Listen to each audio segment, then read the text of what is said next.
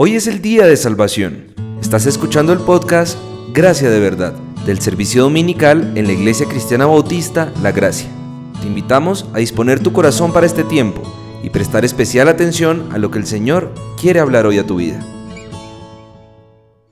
Bueno, nosotros aquí, para recordar, estamos estudiando los atributos de Dios, ¿no? O en términos coloquiales, de pronto más comprensibles. La palabra atributo es la que se utiliza en la teología, pero para nosotros, en una manera más sencilla, a dónde estamos, qué es lo que estamos haciendo, porque de pronto alguno no ha estado anteriormente y obviamente le va a parecer como que qué es lo que están haciendo en esa iglesia. No quiero que sean con ideas equivocadas. Estamos estudiando los atributos o las perfecciones o las excelencias del ser divino. Hemos venido estudiando varias cualidades, otra manera de ayudarles a entender de Dios. A través de estas cualidades, pues estamos respondiendo una pregunta base, es ¿quién es Dios? ¿Y cómo es Dios? ¿Acaso, solo por pensar en esto, acaso es Dios solo Dios de amor? ¿Es verdad esto? ¿Es solo Dios? ¿Dios es solo amor? Porque algunos, ustedes saben que detrás de esta concepción, ahora, si nosotros miramos Biblia, vamos a encontrar que la Biblia dice Dios es amor. Si han leído ese capítulo de 1 Juan, en la que el apóstol dice eso exactamente, ¿no? No dice Dios siente amor, dice Dios es amor. Y no hay muchas cosas muchas veces que damos estas definiciones. El capítulo 4 de 1 Juan, dice así: amados, no creáis a todo espíritu. El apóstol Juan advirtiendo a falsos maestros, también aquí en la epístola, sino probar los espíritus si son de Dios, porque muchos falsos profetas han salido por el mundo. En esto conocer el Espíritu de Dios. Todo espíritu que confiesa que Jesucristo ha venido en carne es de Dios. Todo espíritu que no confiesa que Jesucristo ha venido en carne no es de Dios. Y este es el espíritu del anticristo, el cual vosotros habéis oído que viene y que ahora ya está en el mundo. Y hitos, versículo 4 de 1 Juan 4. Vosotros sois de Dios y los habéis vencido, porque mayor es el que está en vosotros que el que está en el mundo. Ellos son del mundo, por eso hablan del mundo y el mundo los oye. Nosotros somos de Dios. El que no conoce a Dios nos oye. Perdón, el que conoce a Dios nos oye. El que no es de Dios no nos oye.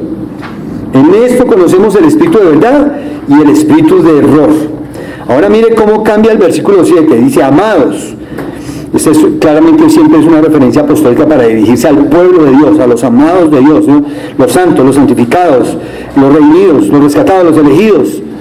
Ellos, amados, amémonos unos a otros, porque el amor es de Dios. Todo aquel que ama es nacido de Dios, conoce a Dios. El que no ama no ha conocido a Dios, porque Dios es amor. Versículo 8. Y no es la única vez que dice ahí, no vamos a terminar de leer el resto, pero más adelante el versículo 15 dice: todo aquel que confiesa que Jesús es el Hijo de Dios, Dios permanece en él y él en Dios. Y nosotros, versículo 16, hemos conocido y creído el amor que Dios tiene para con nosotros. Dios es amor. Y el que permanece en amor, permanece en Dios y Dios en él. Entonces, si nosotros decimos, nos preguntan, ¿Dios es amor? Sí, Dios es amor. Lo decimos no con base en nuestros sentimientos, sino con base en lo que dice la Escritura que vamos a leer en 1 Juan 4. Claro, Dios es amor, sí, claramente le dice que Dios es amor. Ahora, ¿Dios es solo amor? Y ahí la pregunta ya está un poco más específica. ¿Es el único atributo, la única cualidad, la única perfección que encontramos en el ser divino es amor? No. Encontramos varias cualidades, varios atributos, ¿no? La suma de todos los atributos, pues, es lo que definen a Dios. Ahora, ni siquiera lo que Dios nos ha revelado en la Escritura es todo de Dios. porque entonces nosotros no nos quedaría sino a lo largo de la eternidad memorizar toda la Escritura y ya decir que sabemos todo de Dios. Y realmente no es así. Pero lo que encontramos en la Escritura es lo que Dios quiso que nosotros supiéramos acerca de Él, y para nosotros de verdad eso es suficiente. Ya es demasiado, de por sí, dedicar la vida de un creyente dedicado a leer, a estudiar y a conocer a Dios, para conocer a Dios. Entonces, estudiando los atributos divinos, hemos estudiado la bondad de Dios, hemos estudiado la santidad de Dios, la justicia de Dios, la paciencia, la longanimidad de Dios, la omnisciencia de Dios, la omnipresencia de Dios. Todos esos ya los hemos estudiado. Y el domingo anterior comenzamos un estudio que nos fuimos a un salmo. ¿Cuál era?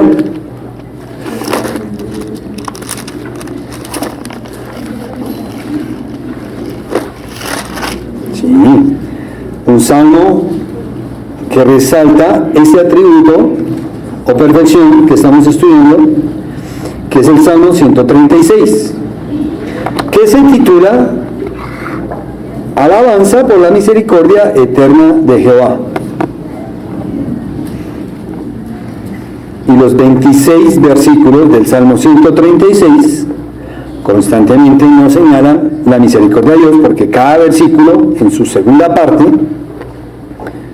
resalta la misericordia de Dios de esta manera: porque para siempre es su misericordia. Entonces, ¿cuántas veces se dice en el Salmo 136 porque para siempre es su misericordia? 26 veces, ¿no? Entonces 26 veces la palabra misericordia aparece en un salmo, el Salmo 136. Y bueno, ¿y qué decimos al respecto? ¿Qué es lo que está haciendo realmente el salmista con respecto a la misericordia de Dios? Porque no se trata simplemente de leer un capítulo de la Biblia y ver, ¡ay sí! Oye, el Salmo 136 todas las veces que hice y ya. No. Tenemos que mirar todo lo que hay detrás de la misericordia de Dios, todo lo que conlleva la misericordia, de las características, las implicaciones de la misericordia de Dios. Porque si yo les dijera, voy a darles a conocer mi persona, o yo le pidiera a alguien aquí que me conoce ya estos años que llevo aquí en la iglesia, y le pidiera a esta persona, pase aquí por favor. Hermano, hermana, mencione a este grupo de hermanos una cualidad o característica mía, una nomás. Y la persona llegara y dijera, el pastor Eugenio. Ustedes entonces ya me definen completamente por esa definición, por esa cualidad que el hermano resalta, o defecto que el hermano resalta en mí, lo que puede ser, ¿no? El mal genio no es exactamente, a veces el mal genio puede tener causas legítimas, ¿no? La Biblia dice que airaos pero no pequéis, y la ira a veces puede tener causas justas. Puede ser que también es hermano que piense de esa manera de mí. Algunos a veces están definiendo realmente que yo tengo un temperamento fuerte o cosas así, relacionadas con mi carácter, con mi manera de ser. Pero no significa que yo no sonrío, que yo no río, que no hago chistes, que no me divierto, que no comparto, ¿no? Por eso. Porque estoy utilizando ese ejemplo. Lo estoy utilizando para ayudarles a comprender que a la hora de la verdad, cuando nosotros entramos en el estudio de los atributos de Dios, lo que queremos es conocer a Dios completamente y no solo en un aspecto, que es donde muchas veces la gente, resaltando un aspecto de los atributos de Dios, está errando en su definición completa de Dios. Y otra vez con el ejemplo del inicio, si una persona dice que Dios es amor, pero no reconoce al mismo tiempo que el amor de Dios es un amor santo, porque también Dios es santo, y que el amor de Dios es además un amor justo, porque Dios es un juez justo, entonces realmente al definir a Dios, inclusive la clase de amor donde la gente cuando dice que Dios es amor, la clase de amor ni siquiera es el amor ágape, que es con la que Dios se define.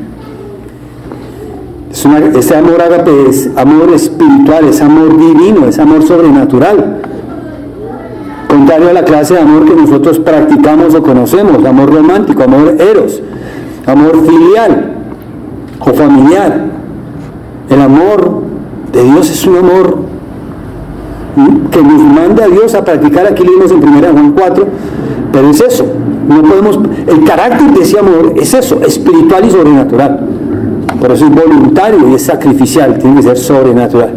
Es un amor con el que Pablo le dice a los creyentes que cuando se caen las profecías, que cuando cesen las lenguas, que todo lo que dice 1 Corintios capítulo 13 dice, si tú haces cosas para el Señor, si tú tienes dones, talentos, fe y todo, pero ausente de amor, eres como un metal que resuena, un címbalo que retiñe, alguien haciendo ruido, no más.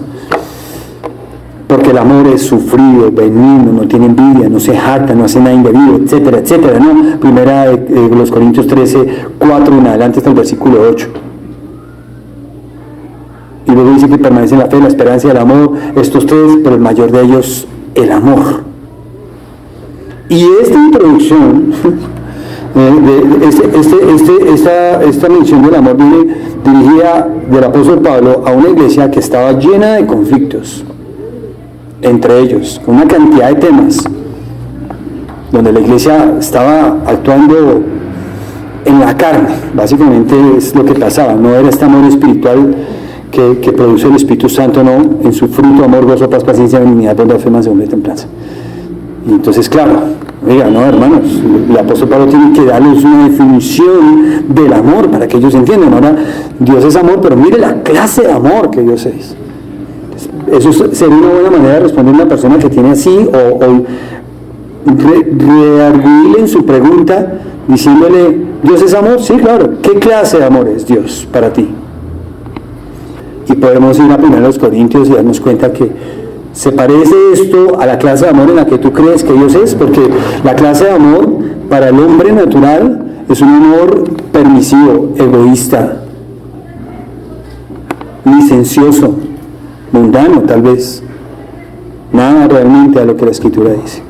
Y nosotros cuando pensamos en esto, del amor, de la bondad, la gracia, la paciencia, en la misericordia de Dios, el salmista aquí nos resalta mucho que la misericordia de Dios es una perfección del ser de Dios que debe ser alabada.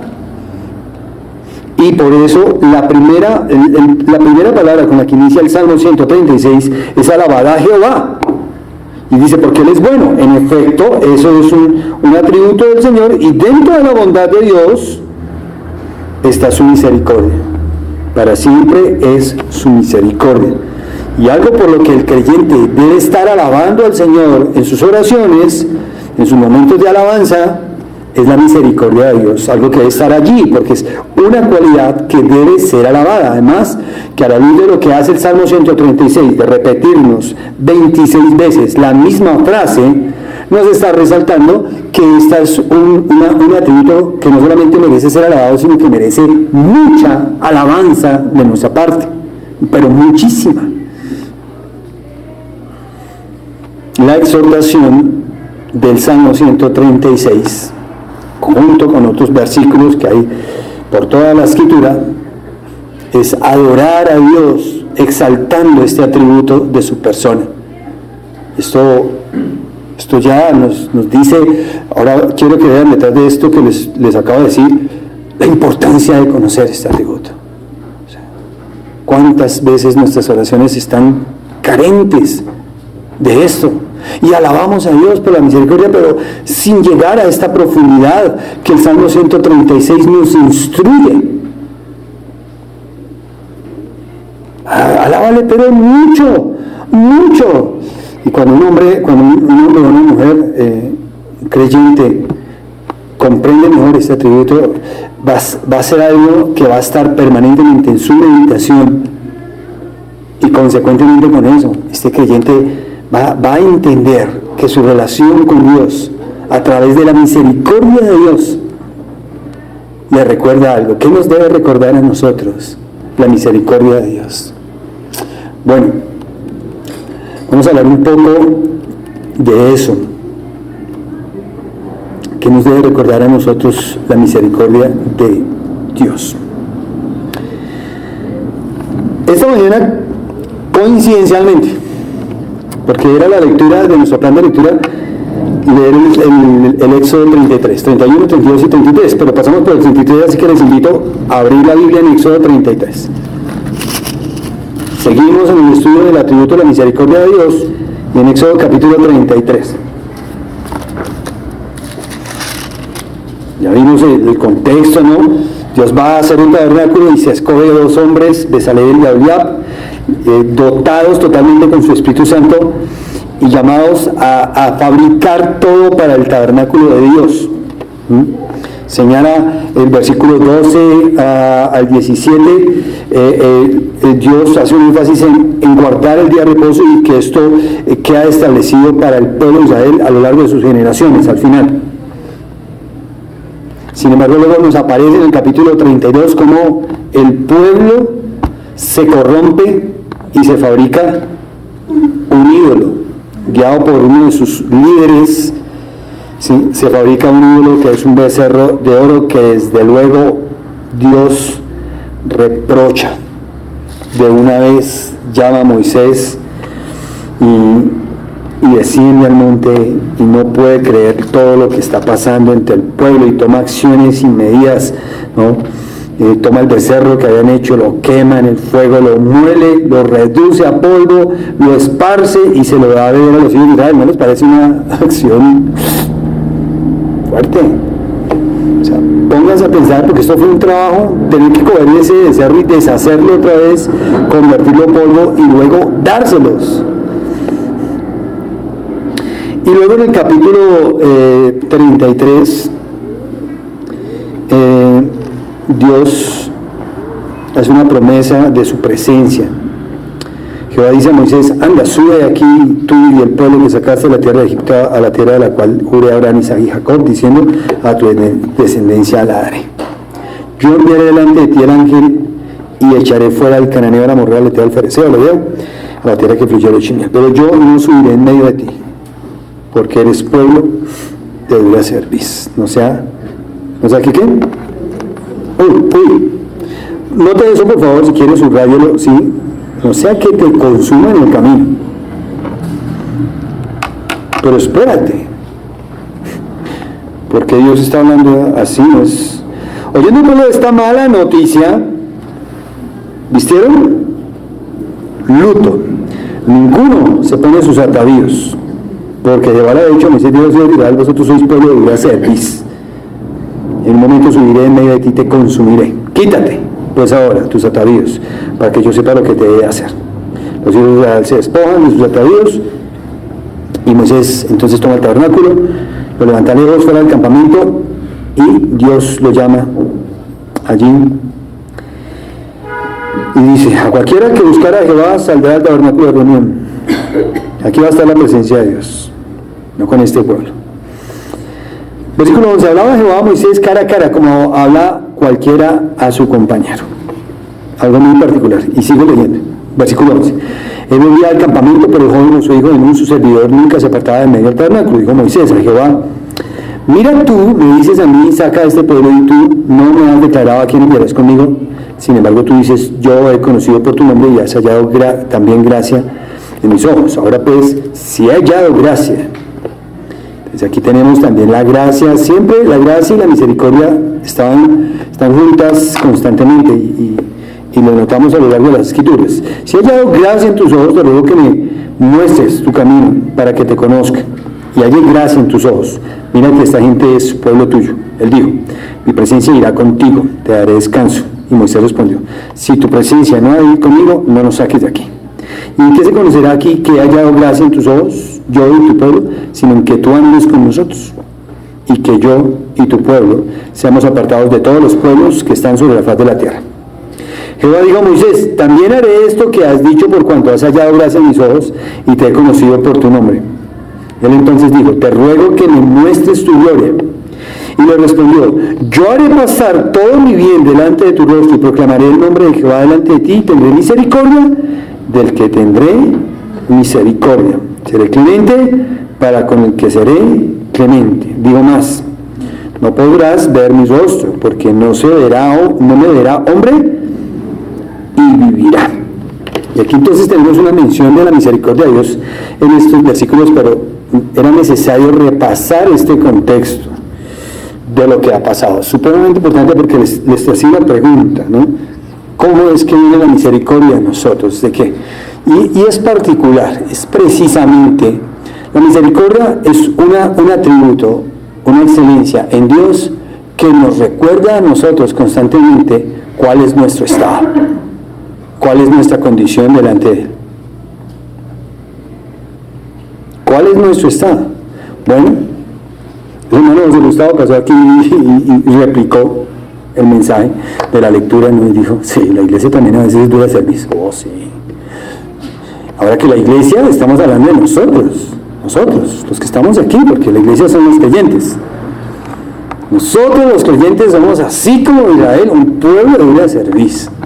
Y también como Moisés. Y miren lo que viene a representar aquí la misericordia de Dios. Moisés le hace una petición a Dios. Moisés quiere ver a Dios, quiere contemplar el rostro de Dios. Dios tiene misericordia y clemencia del que quiere. Y a pesar de esto, Moisés no podía ver el rostro de Dios, porque moriría de hacerlo. No puedes, le dice, no podrás ver mi rostro, porque no me verá hombre y vivirá. Y digo a un Jehová, he aquí un lugar junto a mí, y tú estarás sobre la peña. Cuando pase mi gloria, yo te pondré en una hendidura de la peña, y te cubriré con mi mano hasta que haya pasado. Después apartaré mi mano, y verás mis espaldas, mas no se verá mi rostro. La misericordia de Dios terminó haciendo algo increíble para Moisés. Y Moisés está, ahora piensen, Moisés está en el monte de Sinaí temblaba, humeaba, el pueblo vio todo eso, fue tan impresionante que después de un tiempo dijeron, Moisés tiene que estar muerto, por favor, mire esa montaña, ¿quién puede vivir allá tanto tiempo? ¿Sí? ¿Quién la sube comida a Moisés? ¿Quién la da? No puede ser, Moisés está muerto, la presencia de Dios no puede traerle sino la muerte a un pecador como Moisés y como nosotros. Por eso cuando Moisés sube, Dios no manda a poner límites a todo, ni las bestias, ni las personas, nadie se acerque aquí, nadie se acerque. Dios llegó, Dios pisó este lugar, y así como inició el ministerio de Moisés, diciéndole, descálzate, quita tu calzado porque es un lugar santo. Así, todo esto, toda esta majestad terrible de Jehová, tiene que ver con lo que Él es. El asunto es que cuando pensamos en lo que Dios es, nosotros tenemos que reflexionar para nosotros que estamos en peligro. Porque lo que Dios es algo infinitamente contrario a lo que nosotros somos. Y cualquier vestigio de bondad en nosotros no es nada delante de Dios, más cuando estas cosas muchas veces nos estamos ufanando y vanagloriando tantas veces como podemos. ¿Cuántas veces queremos hacer tratos con Dios? Dios, yo te prometo que voy a hacer esto si tú permites que me salga bien este negocito. ¿Y no les parece cómo debería vernos Dios ante tales hechos? Pero espérate, porque no estás buscando mi voluntad, Dios podría responder. Porque no estás buscando que mi nombre sea santificado en la tierra como en los cielos. Porque vienes a mí con tu deseo, con tu voluntad, y procuras mi favor como si lo estuvieras comprando. Nosotros queremos hacer trueques y canjes con Dios. Y cuando tenemos este sentir, estamos desconociendo realmente al ser divino y no sabemos, no entendemos. Nosotros tenemos comunión con Dios y el libro de los Hebreos nos invita a venir acerquémonos confiadamente a Él, pero no irreverentemente, no de cualquier manera. ¿Ha leído lo que hace Hebreos 4? Vamos un momentito a ese texto, ya ahorita seguimos aquí. Hebreos 4.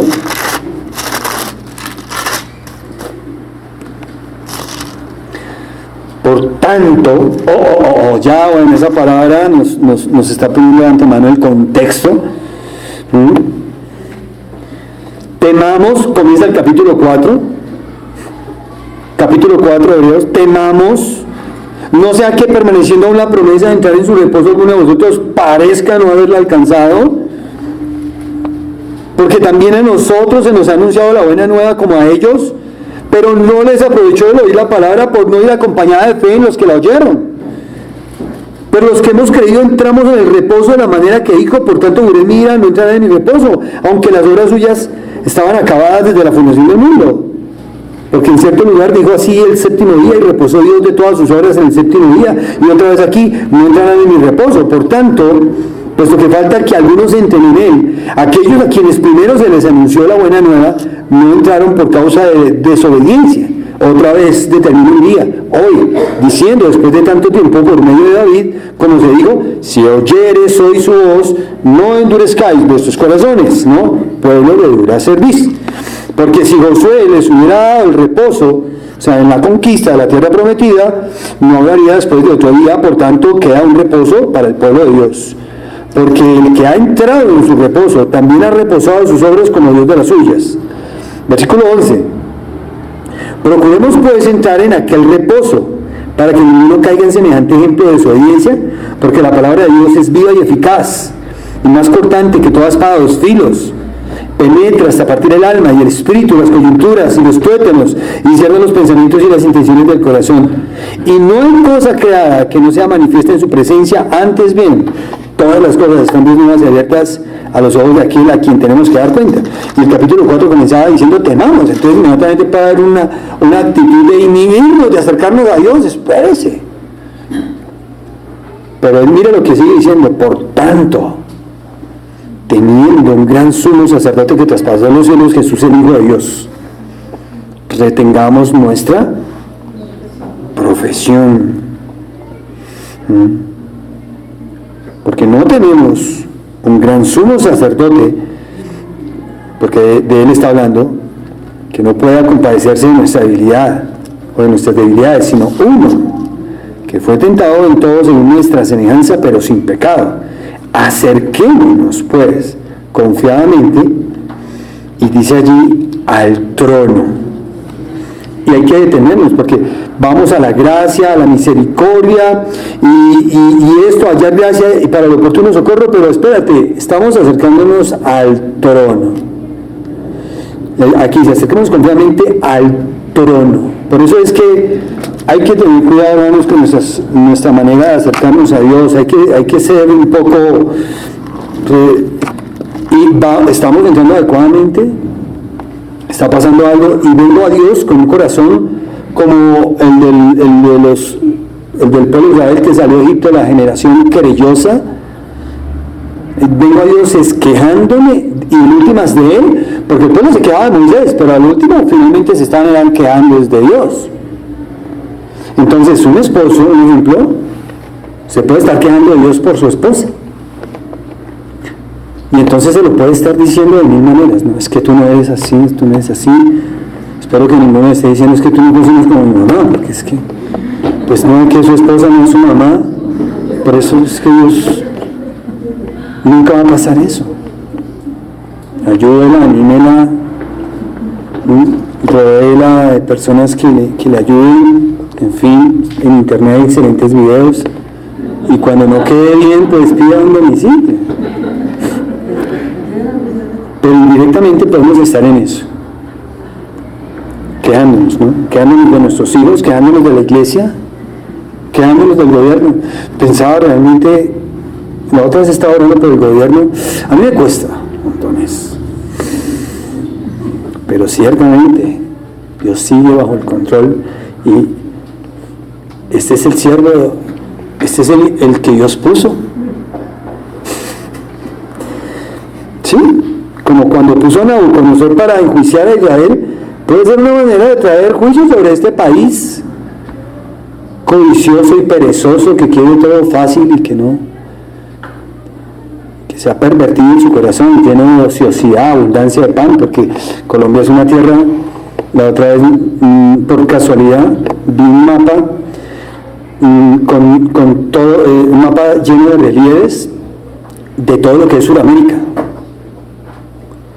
¿no? Todo lo que es el sistema montañoso de toda Sudamérica. Me impacté por ver a Colombia allí, es increíble, mire, la cordillera de los Andes, y arriba llega y se abre.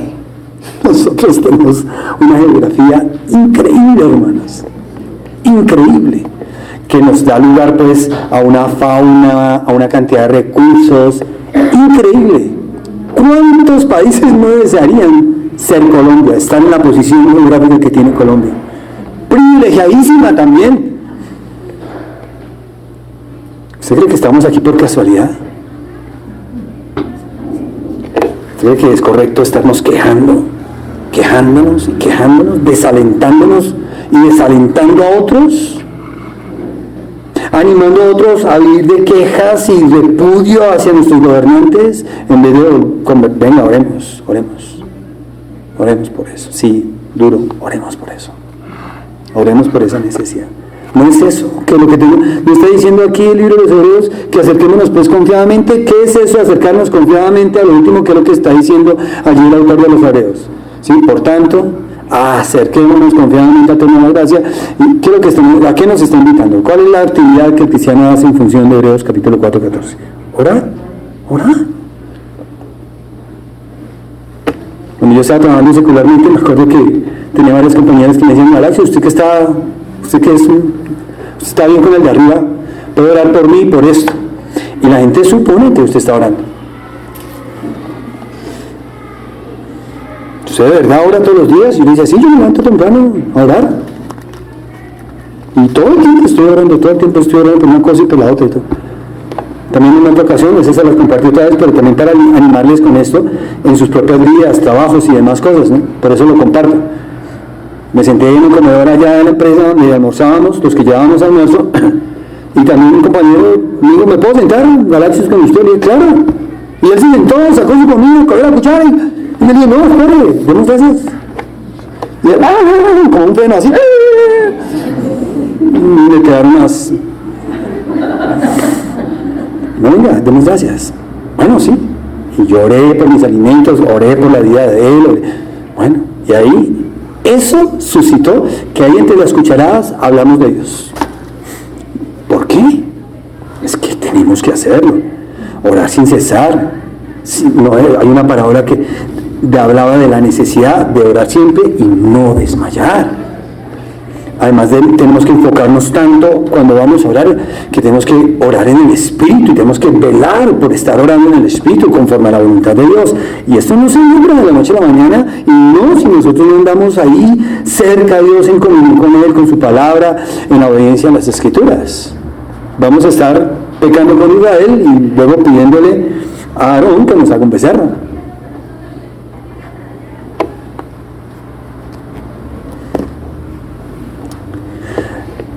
La misericordia de Dios es una excelencia que debe producir en nosotros el no dejar de bendecir a Dios. La Escritura señala que la misericordia de Dios es grande, dice que es mucha, y también dice que es desde la eternidad. Aquí el Salmo 136 nos decía que es para siempre, ¿no? Porque para siempre es su misericordia. La misericordia de Dios nos debe llevar a nosotros cada día a alabarle. Como Jeremías: no decaen tus misericordias cada mañana, grande es tu fidelidad. A pesar de las circunstancias del exilio por el que había entrado toda la nación y todo lo que estaba pasando, realmente es muy doloroso de ver todo lo que estaba pasando, ¿no?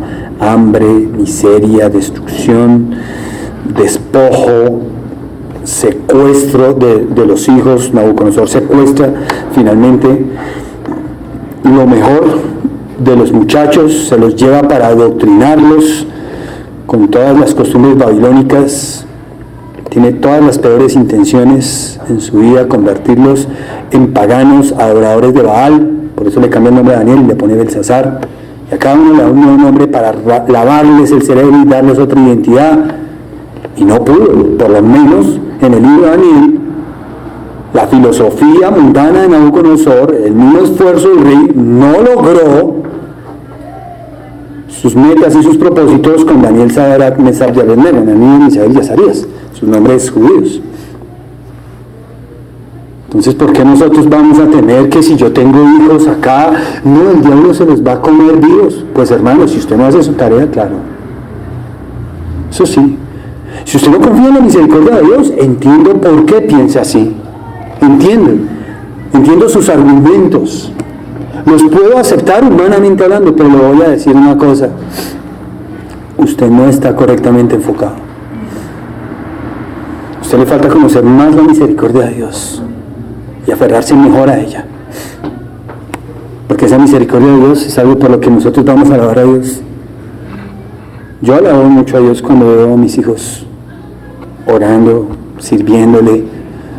Ahora que estuvimos en diciembre a cargo del campamento de niños con la iglesia, yo alabo a Dios por esos hermanos allá. Yo no podía ver qué trabajo tan bonito. Y bueno, la mayoría de las flores me las echaron a mí, los papás que me decían, pastor, ¿qué campamento? Pero Dios, esto fue tuyo y esto fue por este pueblo tuyo, Señor, que te aman tanto, que están dispuestos a tanto, a dar, a servir, a sacrificarse, a tantas cosas. ¡Qué misericordia! Una de las cosas que no me arrepiento y alabo al Señor también, porque en su misericordia nos permitió a María Paula mandarla desde muy pequeña a campamentos. Y bueno, hermanos, muchas cosas han pasado a lo largo de la vida de María Paula. Pero la intención de enviar a los campamentos no era que le hicieran lo que yo no estoy queriendo hacer en ella. No, era exponerla más a la palabra de Dios. Y una semana con la palabra de Dios, con otros allí, no, eso va a ser. Y en efecto eso siempre fue una manera de bendecir. Yo creo que la vida de servicio que hoy en día, porque María Paula es una chica de 23 años, y esa vida de servicio que ustedes ven en ella, porque yo también lo observo, y eso pues no es solamente mía, sino que es también una hermana en Cristo, y yo soy su pastor, también soy su papá. Pero esa vida de servicio, ese amor que tiene ella por las cosas de Dios, eso fue algo que el Señor estuvo obrando allí, y ella me lo decía algún día cuando iba a los campamentos. Dios impactaba su corazón con aquellos que estaban sirviendo, y empezó a impactar su corazón de tal manera que ella dijo, algún día yo quiero servir. Ahora, verla hoy en día es fruto de mi gran trabajo, mi gran tarea, porque yo he logrado sobreprotegerla y apartarla de tantas cosas. No, yo no he podido. Yo he tenido que luchar en mi corazón, momentos de su vida, su adolescencia, pero yo no fallezco. Yo sigo apegado, aferrado, agarrado de la misericordia de Dios. La misericordia de Dios nace de su bondad. La misericordia de Dios es para todas las criaturas. Por eso es una consecuencia de que ¿se acuerdan del salmista Asaf? Lo que le pasó en el Salmo 73. Su salmo es impactante para mí también, porque él en un momento empezó a contemplar las cosas de este mundo y empezó a decir, oiga, ¿por qué le va mejor a ellos que a mí? Porque parece que así es. Y él dice que por poco se deslizaron sus pies. ¿Por qué? Porque él quitó su mirada de la misericordia. Ya no estaba su alabanza en la misericordia. No era una constante en sus oraciones. Y cuando él tuvo envidia de los malignos y de los pecadores, su corazón se empezó a ir por otro lado. Y sus pies casi se deslizaron. Algunos se han extraviado la fe. Pablo le dice a Timoteo que por amor al dinero, no por el dinero, el amor al dinero, algunos codiciándolo se han extraviado la fe y han sido traspasados de muchos dolores. Y yo he visto eso en mi vida como cristiano.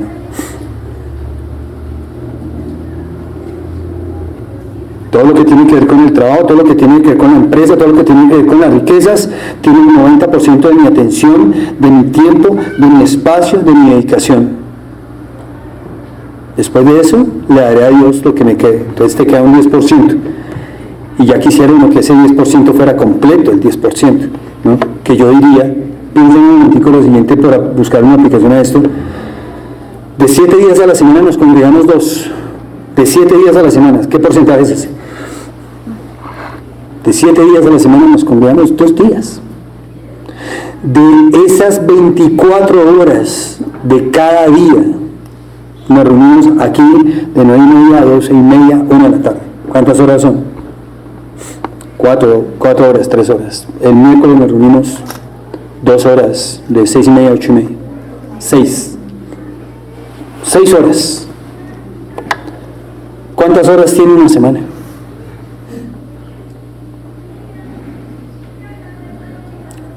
¿Cuántas horas?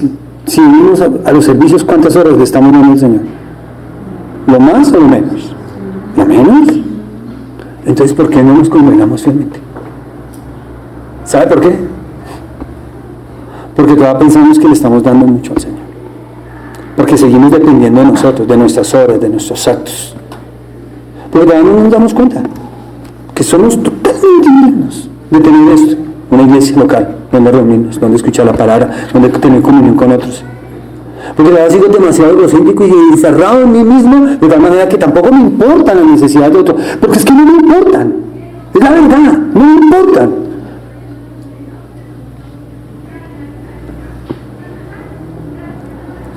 Por lo menos. Porque sigo poniéndole requisitos al Señor, porque sigo esperando que su misericordia sea solamente algo, pues, que me beneficie a mí y ya.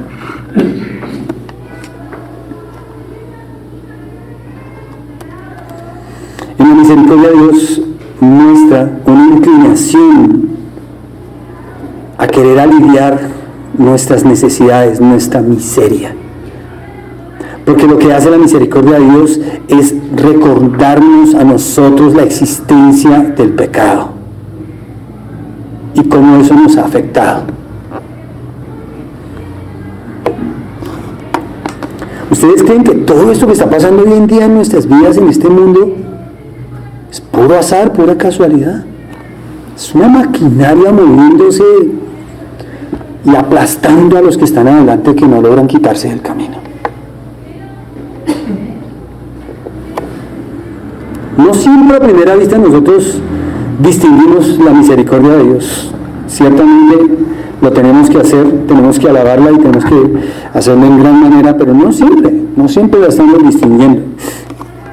Tal vez para Jeremías fue algo muy notorio en el momento del exilio, por lo mismo de su ministerio, ¿no? Ustedes saben que él es el autor del libro de Lamentaciones, pero Jeremías también tiene un libro, y en el libro él está predicando, ¿y cómo le fue a Jeremías en su predicación?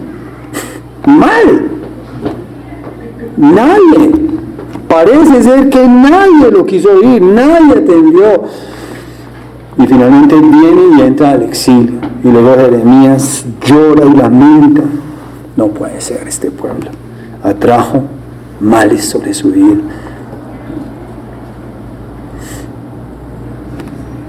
La existencia nuestra no está clara para ninguno si no entendemos la misericordia de Dios, y que esta misericordia realmente nos recuerda la existencia del pecado, que yo soy un pecador, que mi esposa es una pecadora, que mis hijos son pecadores, que mi gobernante es un pecador como yo, y que todos necesitamos más de la misericordia de Dios. Por eso es nueva cada mañana, ¿no? No es reciclada. No es que Dios recicla la misericordia de un día para otro y te lo acumula así como los minutos del celular. Porque Dios nueva carga todos los días misericordia, porque es lo que más necesitamos. Un ser pecador caído bajo los efectos de la maldición, de la condenación y de la perdición, debe entender que el mayor beneficio que puede encontrar de Dios es a través de la misericordia. Hay misericordia en Dios sobre todas las personas. Mateo 5:45 dice que Él hace salir su sol sobre malos y buenos y hace llover sobre justos e injustos. Entonces hay hombres siendo ayudados por Dios, socorridos por Dios, a pesar de sus pecados. ¿Por qué? Porque Dios es misericordioso. Esa es la razón. No, Dios está de acuerdo, como Asaf, no, mira, Dios lo está bendiciendo ya. No, espérate. No, Dios no está bendiciendo ya. Dios está mostrando misericordia a esa persona allá.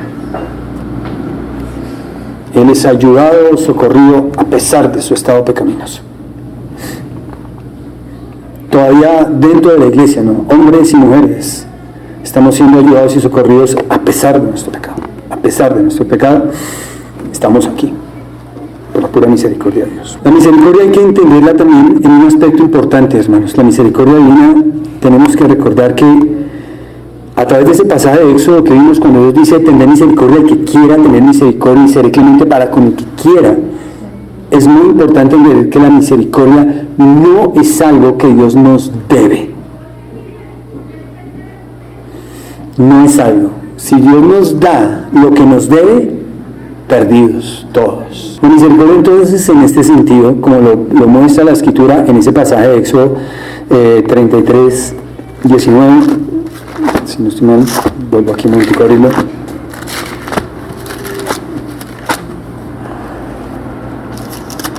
Sí,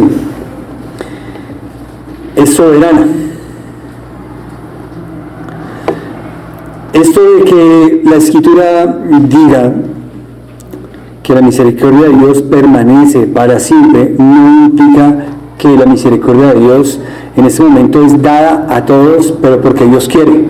Lo que quiere decir esto es que la misericordia está supeditada a la voluntad de Dios. Por eso Él dice que tendrá misericordia el que quiera. Y puede ser que Dios retire su misericordia en algunos momentos específicos, ¿no? También para con el mundo caído. El mundo espera un juicio, y el mundo, como va, se acerca cada día más al día del juicio final. Eso sí, sin lugar a dudas. En la profecía bíblica, Jesús anticipó que como fue en los tiempos de Noé, y usted mira y lee el Génesis y mira lo que dice también Pedro acerca de ese mundo, ¿sí? Noé, un pregonero de justicia, pero también le fue mal como predicador, nadie. Solamente su esposa y sus hijos fueron salvados en aquel entonces. Otro predicador fracasado, Noé. Nadie subió ese arca. La misericordia no se extenderá en un momento a algunas personas cuando Dios así elija hacerlo. Y particularmente la Biblia nos habla de un tiempo de juicio severo de Dios, muchos juicios que vendrán sobre la tierra. Dios tuvo misericordia de Nínive el tiempo que mandó a Jonás y le dijo: vaya, predique a Nínive, y a pesar de la negligencia y de la obstinación de Jonás por ir a predicar a los de Nínive, su renuencia y todo, con todo ello, Dios les concedió arrepentimiento en la misericordia. Sin embargo, la historia nos muestra, y más adelante también la Biblia nos habla de ese pueblo que volvió a insistir en esa vida de pecado, de maldad, y finalmente ya Dios no tuvo misericordia. Y esos pueblos fueron enjuiciados, ¿no? Destrozados, a veces conquistados por los mismos israelitas. Dios trajo juicios y ha traído juicios sobre la humanidad, a pueblos, a naciones, de tiempo en tiempo. Particularmente para mí fue impactante leer una vez, hace un tiempo, es una anécdota que les cuento, leí una noticia de cómo la pedofilia estaba tan dominante en estos pueblos del sur de Asia, no me acuerdo si era Tailandia o Indonesia, no estoy seguro. Yo decía: uy, terrible la maldad, y como mucha gente, hemos dicho, la venta de turismo era a través de la pedofilia. Imagínense el nivel de maldad que hay. O sea, el turismo, turistas iban allá particularmente para abusar de niños y niñas. Y recuerdo haber visto esa noticia y al poco tiempo leer otra noticia en relación con el mismo pueblo, que hubo un tsunami y que arrasó todo y lo destruyó. Yo me quedé. Ahora, esto es algo que leí, es una conjetura mía desde luego. Pero yo veo estos casos de juicios de tiempos de Dios, donde ha dado misericordia y luego no la quita. Por eso les estoy aclarando que la misericordia de Dios no debe ser entendida como algo que Dios nos debe. Es algo que Él da cuando quiere. Pero la Biblia nos muestra que Dios está muy dado a dar misericordia. Constantemente la Escritura nos dice eso.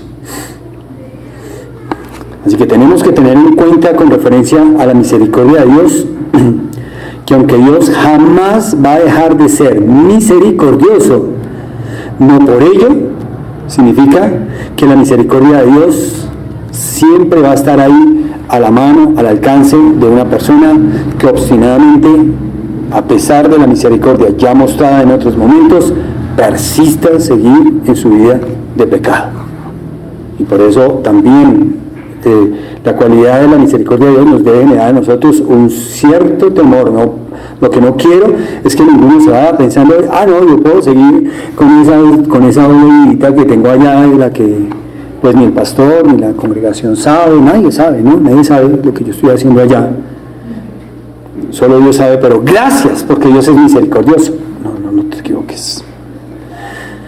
No pienses así, no vayas a actuar de esa manera, eso debe ser terriblemente perjudicial para ti y finalmente tú puedes estar engañado en interpretar la misericordia de Dios como una licencia para tu pecado. ¿Sabe qué determina la misericordia de Dios constantemente? Les mencionaba ahora que la misericordia aparece al lado constantemente en las Escrituras, en el Antiguo y el Nuevo Testamento, junto a otra palabra. ¿Cuál es? Gracia.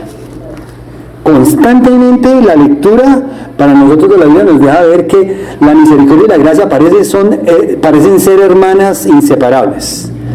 Tanto así que llega esto a la iglesia, y como la iglesia que inicia es una iglesia también judía, se introduce esto en las salutaciones apostólicas: gracia y misericordia, paz y misericordia, constantemente, ¿no? Vemos eso. Pero se introduce algo más, que fue muy característico del ministerio de Jesús y que es una cualidad que resalta a los cristianos. ¿Cuál es? Que está junto con el atributo de la bondad de Dios, suma, ¿no? Está allí dentro del atributo de la bondad de Dios, está sumada la misericordia, la gracia, la paciencia, la longanimidad, y hay otro que claramente es una manifestación de la bondad de Dios y se llama el amor. Entonces, las salutaciones o los deseos apostólicos constantemente cuando leemos las epístolas era esto, ¿no? Gracia, misericordia y paz, o a veces paz, misericordia y amor. Y esa era la salutación con la que los cristianos empezaron a dirigirse. Tendré misericordia del que yo quiera tener misericordia. Pablo cita estas palabras del Éxodo en Romanos 9:15, diciéndonos que la causa de la misericordia de Dios no es la miseria de la criatura. Vayamos, porque no les dije, pero vayamos, ya estoy aquí, termino. Romanos 9.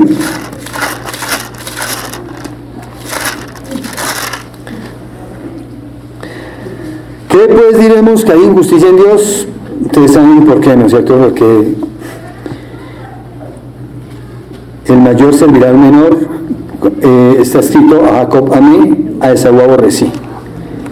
Entonces, inmediatamente, ¿cómo? A Jacob amé y a Esaú aborrecí. ¿Qué pues diremos? ¿Que hay injusticia en Dios? En ninguna manera. Pues a Moisés dice: tendré misericordia del que yo tenga misericordia, y me compadeceré del que yo me compadezca. Así que no depende del que quiere ni del que corre, sino de Dios, que tiene misericordia. Porque la Escritura dice a Faraón: para esto mismo te he levantado, para mostrar en ti mi poder y para que mi nombre sea anunciado por toda la tierra.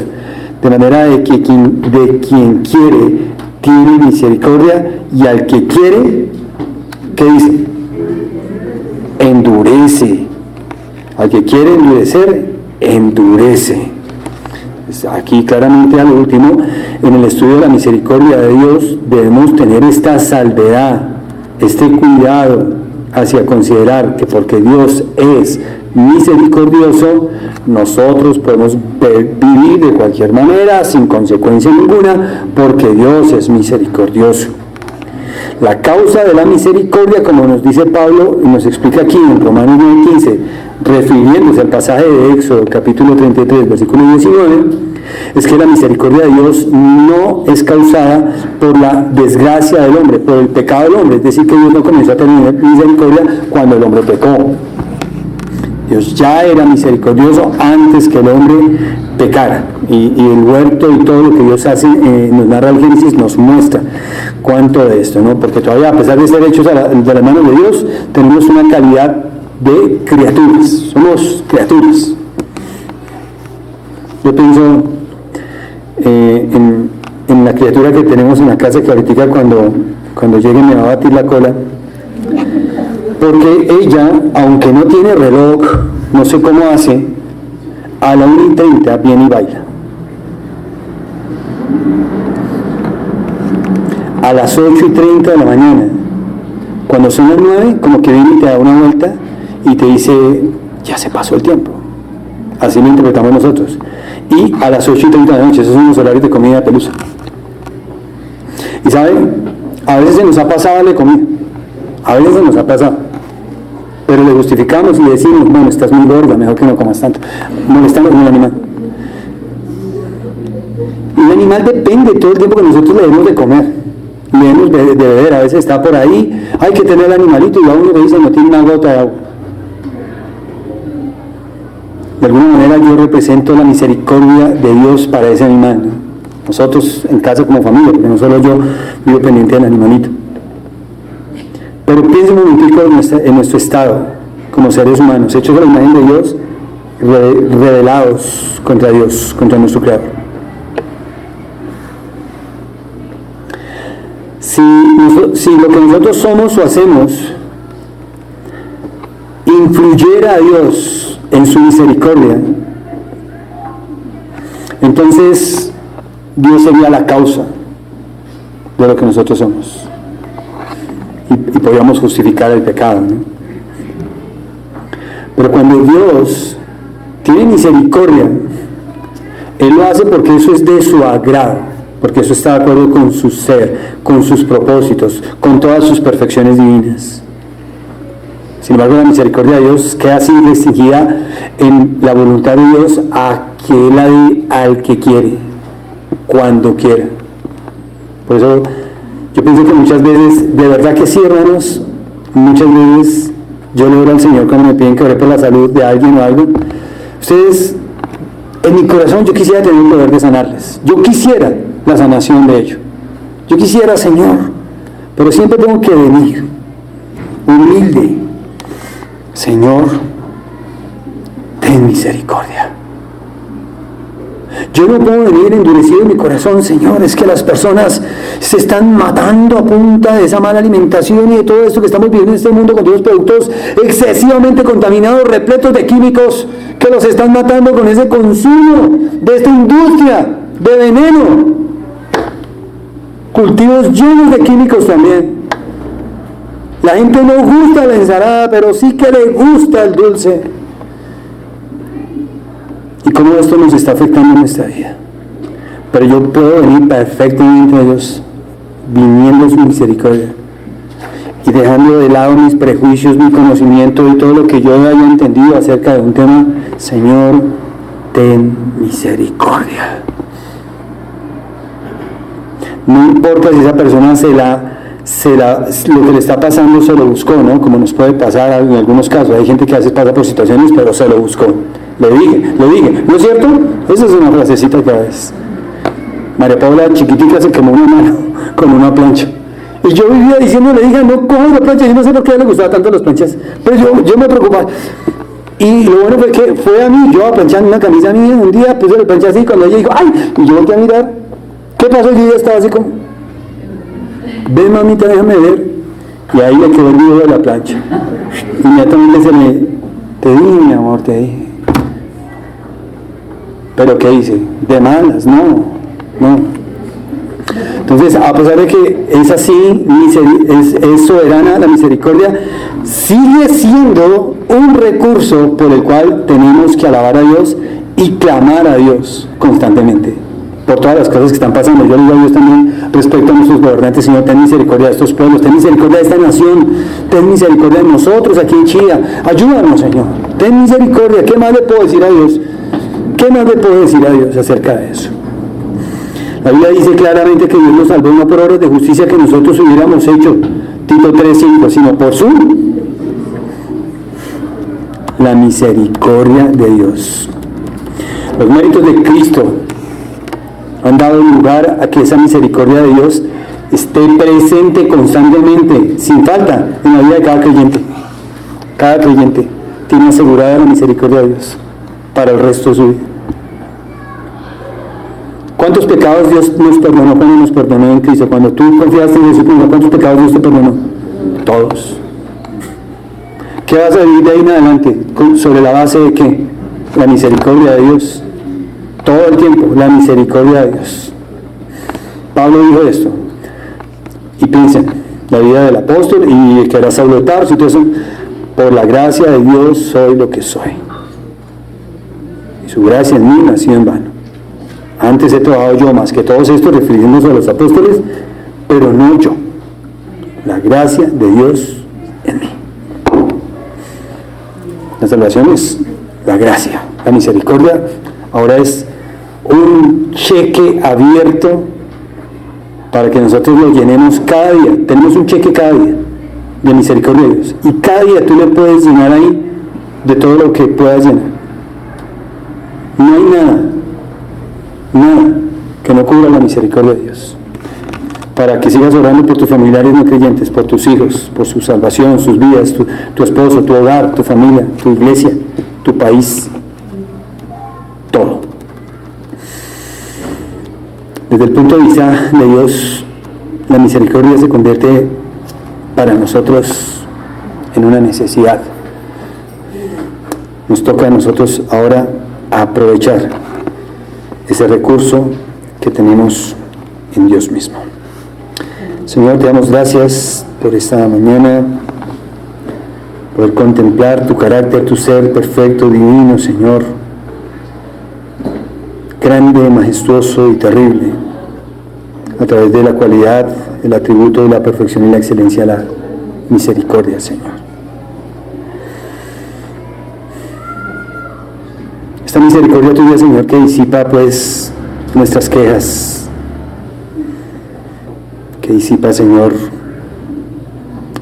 tantas peticiones necias que a veces te hacemos, Señor, solo para gastar en nuestros deleites. Estas inconformidades que a veces surgen entre nosotros que somos pecadores, Señor. Una y otra vez, Señor, nos quejamos y murmuramos como Israel. Y a veces, Señor, perdónanos, Señor, porque tu palabra dice, como leíamos ahí en Romanos, Señor, tendré misericordia al que quiera tener misericordia, pero endureceré al que quiera endurecer. Faraón fue endurecido. Misericordia cada vez que Moisés le habló y dijo, deja ir a mi pueblo. Dureza de él cuando decía, ¿quién es Jehová? No lo conozco, lo vas a conocer. Otra vez misericordia de Dios al mandar otra vez a Moisés, deja ir a mi pueblo. Otra vez dureza de Faraón y Dios endureciendo el corazón de Faraón. Así que pienso, Señor, en cuántas veces hemos entendido, hemos oído de un tema específico en nuestras propias vidas, Señor, con el que luchamos, pero hemos desconocido tu misericordia, Señor. Y este carácter de la misericordia, Señor, que nos permite a nosotros alabarte y bendecirte. Y darnos cuenta, Señor, que no merecemos, no tenemos derechos, Señor, sobre la vida de otros, y que estamos en esta tierra, Señor, para reflejar tu carácter en la persona de tu Hijo, Señor, que se reveló a nosotros y que nos mostró quién es Dios. Para que te conozcan a ti, dijo Jesús, que me conozcan a mí. Y también podemos ver la misericordia muy claramente, Señor, en la vida y en el ministerio de Jesucristo, que todavía en el momento de su cruz, desde la cruz, desplegaba más de esta misericordia divina al orar por los transgresores y pedir que no les tuvieras en cuenta ese pecado. Perdónanos, no saben lo que hacen. Y así mismo nosotros, Señor, necesitamos tener esta clase de misericordia que Cristo mostró en su vida, en su ministerio y aún en su cruz, Señor. Todavía con Pedro, Señor, cuando lo fue a buscar después de su negación y le llamó a servirte. Y tantas otras cosas, Señor, que para nuestras vidas la misericordia de Dios son tan notorias a la luz o a lo largo y ancho de todas las Escrituras. Solo ayúdanos, Señor, a reflejar más este atributo tuyo que también pones en nosotros, Señor, por tu Espíritu, y a través de lo cual, Señor, este mundo está tan carente y ausente. Estamos prestos a juzgar y a condenar, esperando el juicio de Dios sobre los pecadores, Señor, pero tú estás tan dispuesto y tan compadecido, Señor, con las necesidades humanas. Te oro por la vida de doña Ana y don Alilio y por su hijo, Señor, pidiéndote, Señor, que te compadezcas de ellos, Señor, y que tengas misericordia. Que lleguen a la fe y a la salvación de esta, por gracia, Señor, como tu palabra dice que es. Gracias, Señor, te oramos, te bendecimos, el resto de este día bendícenos, en el nombre de Jesús. Amén. Acompáñanos la próxima semana en nuestro podcast. Y recuerda que puedes obtener más recursos en el canal de la iglesia. Suscríbete para recibir notificaciones. Y recuerda, Cristo viene. ¿Estás preparado?